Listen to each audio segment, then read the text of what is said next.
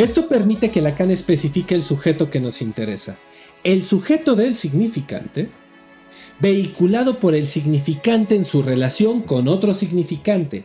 Una palabra en relación con otra palabra, para ponerlo de forma sencilla. Debe distinguírselo severamente tanto del individuo biológico como de toda evolución psicológica, subsumible como sujeto de la comprensión. ¿Por qué hacer esta separación?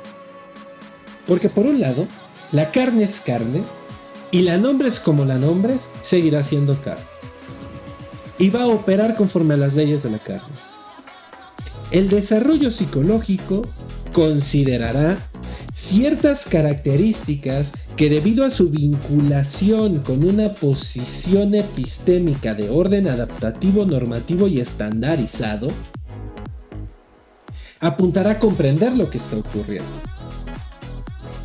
La posición de Lacan es distinta. Dice, en el momento en el cual comprendes ya no te preguntas, y eso cancela la posibilidad de la posición analítica,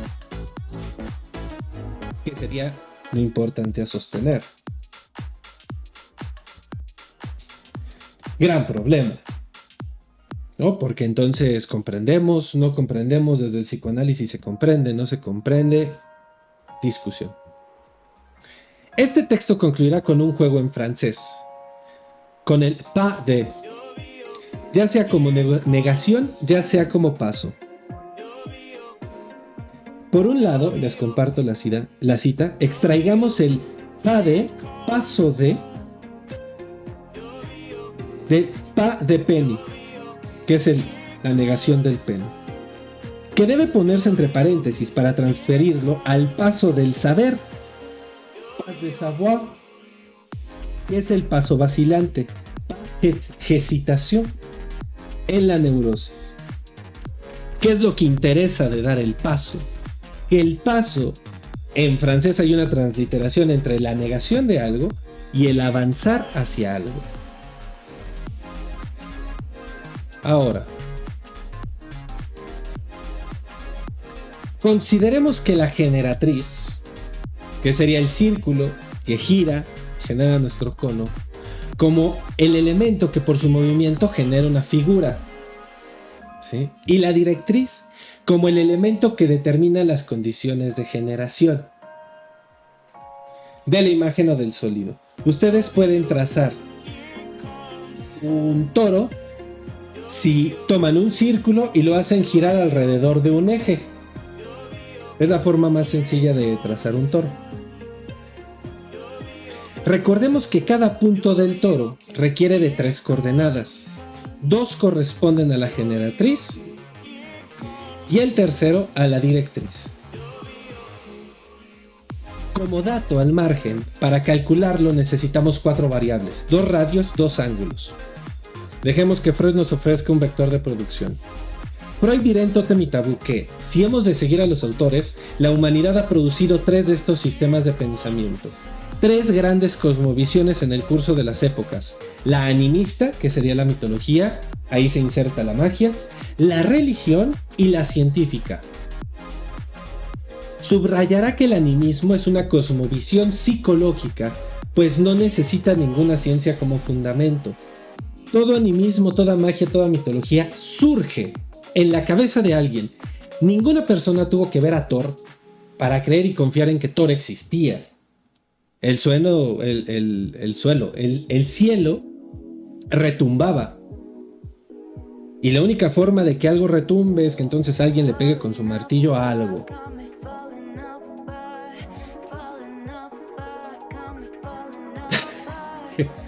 No hay mejores ejemplos que Saint Seiya y Airbender, porque son la mitología de nuestros tiempos.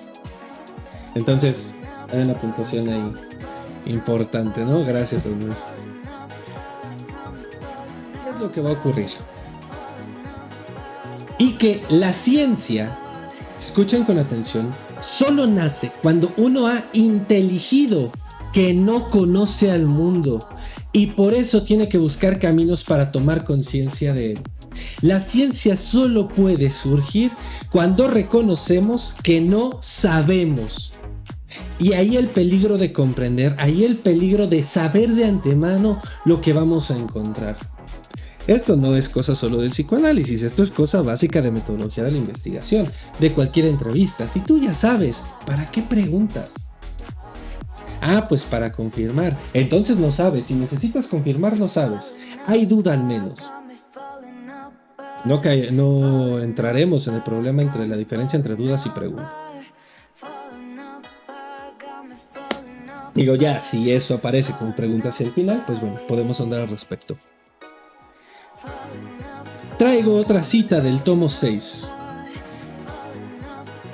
donde Freud dirá: con el supersticioso sucede a la inversa.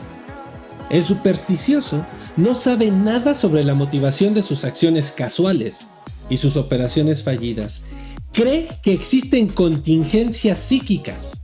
En cambio, se inclina a atribuir al azar exterior, a lo que ocurre por circunstancias del mundo que no sabe cuáles son, un significado que se manifestará en el acontecer real. A ver en el azar un medio por el cual se expresa algo que para él está oculto afuera. Diosito, dame una señal. Se cayó, esto es una señal de mal agüero. No hay ninguna evidencia en lo real de eso. No es lo mismo decir va a llover porque estoy leyendo los signos de lluvia, me parece que va a llover, a decir se cayó un gato negro, alguien se va a morir.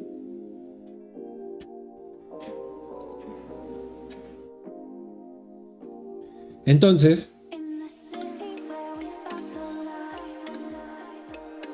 habría que hacer esa diferencia. Hasta aquí nuestro punto de partida. Esto fue la introducción. Sí, yo lo sé, fue largo. Ahora el de llegada, pues una línea necesita de al menos dos significantes, digo puntos. Bueno, ustedes me entendieron. Decir que el sujeto sobre el que operamos en psicoanálisis no puede ser sino el sujeto de la ciencia puede parecer una paradoja. Al mismo tiempo, Lacan sostiene que sin la ciencia no hubiera sido posible el nacimiento del psicoanálisis. Comencemos pues con la magia del significante. En la magia, el sujeto hace uso de un saber que desconoce, ¿ah?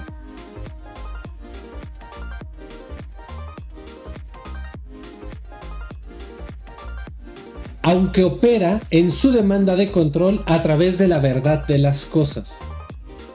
Recordemos la imagen sobre la necesidad de saber el nombre de un demonio, fuerza de la naturaleza, para poderle dominar.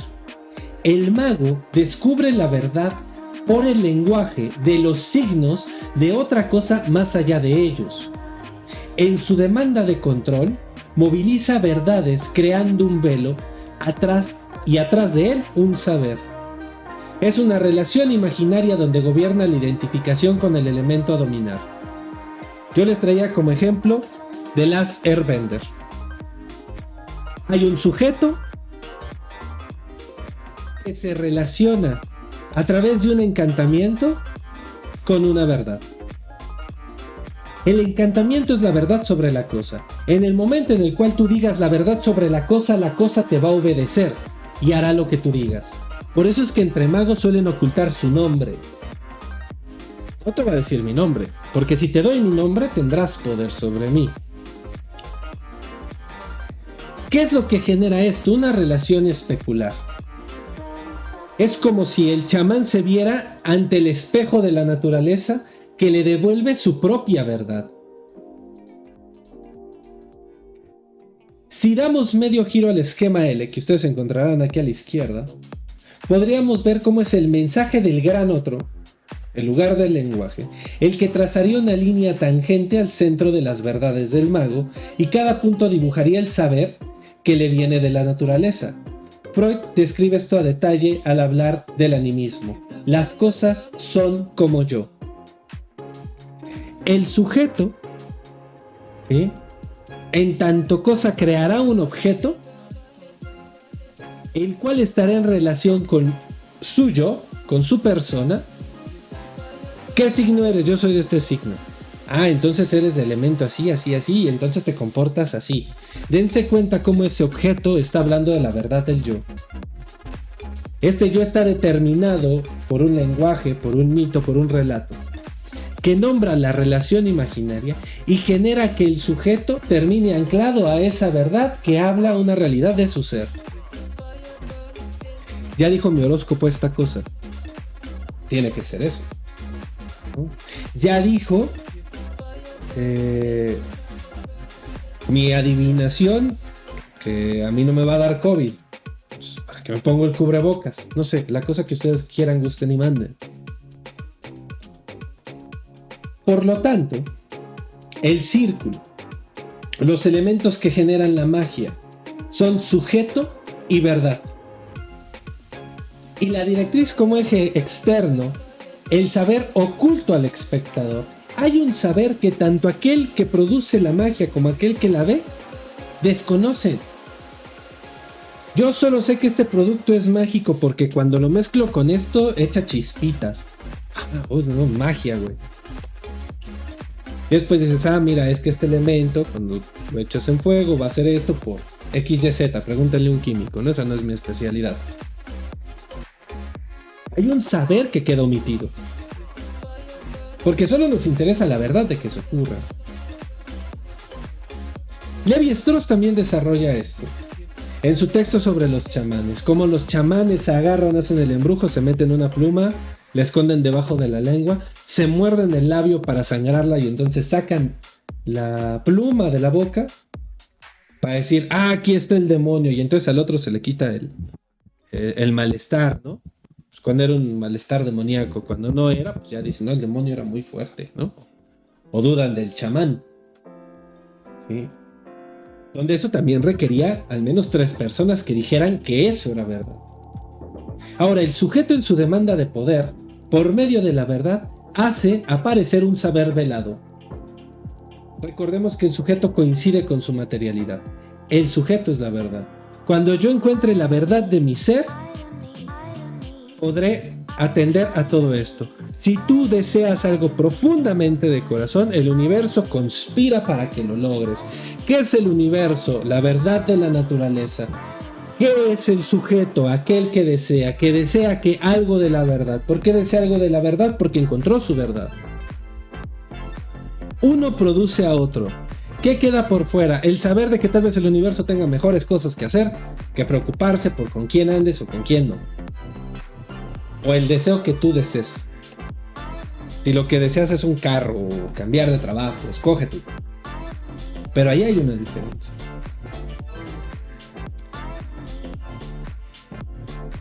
Ahora, ¿qué es lo que ocurriría aquí? Si nosotros intercambiamos verdad y saber, generamos la religión. Por eso pasaré ahora a este. Recuerden que antes el saber estaba por fuera, ¿sí? Eso quiere decir que este círculo girará en este sentido. Hacia el final será más claro. Y generará este. El círculo del saber gira hacia arriba. Del otro lado proyecta un sujeto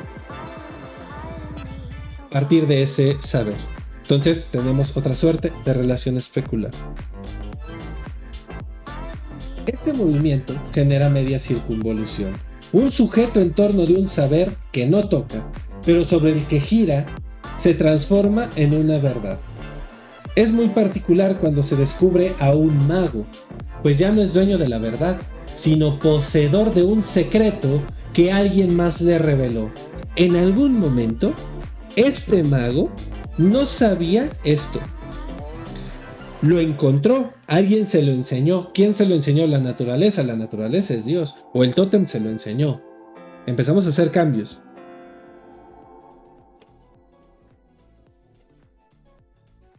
¿Cuál es el secreto?